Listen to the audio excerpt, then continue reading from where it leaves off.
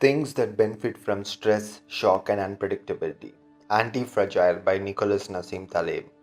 When you send an item made of glass by post, you ensure to label it clearly as fragile because it shatters when it is put under stress or shock.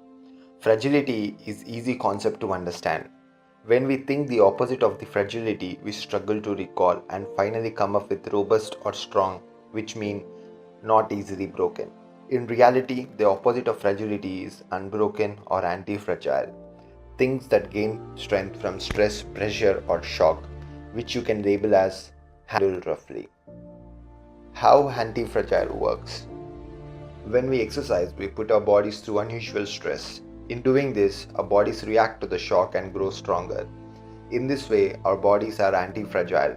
When confronted by stress, in this case, weights or treadmills, an anti-fragile system will respond by overcompensating.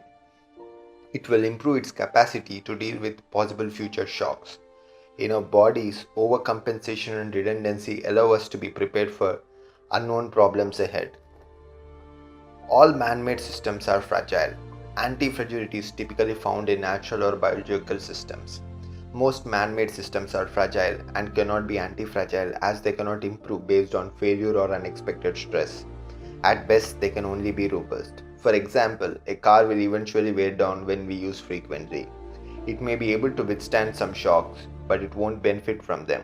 The closest man-made anti-fragile system is economy. Past to predict the future. One of the main problems in our modern times is making predictions about the future based on a narrow view of the past. Everybody around us are predicting future based on a false narrative of the past. Imagine you were a turkey on a random October day. If you were to predict the future from looking at the recent past, you would have little reason to worry. Every day your owner has fed you well and made sure you are healthy. You may therefore confidently predict that your owner loves you and your future looks rosy.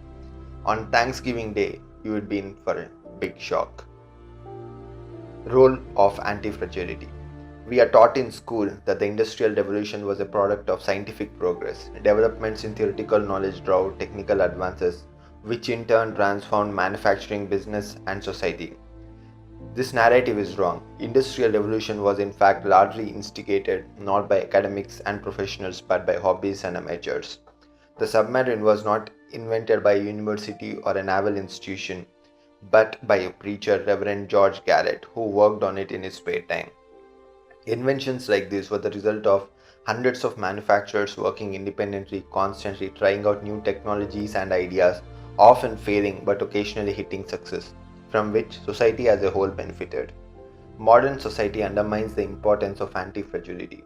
We really want to think that inventors and engineers in the past knew what they were doing and were not merely tinkering around in the dark, hoping to land on something that works. Yet, theoretical knowledge cannot bring about the progress it claims. We need randomness and the anti-fragility it creates to bring about real change.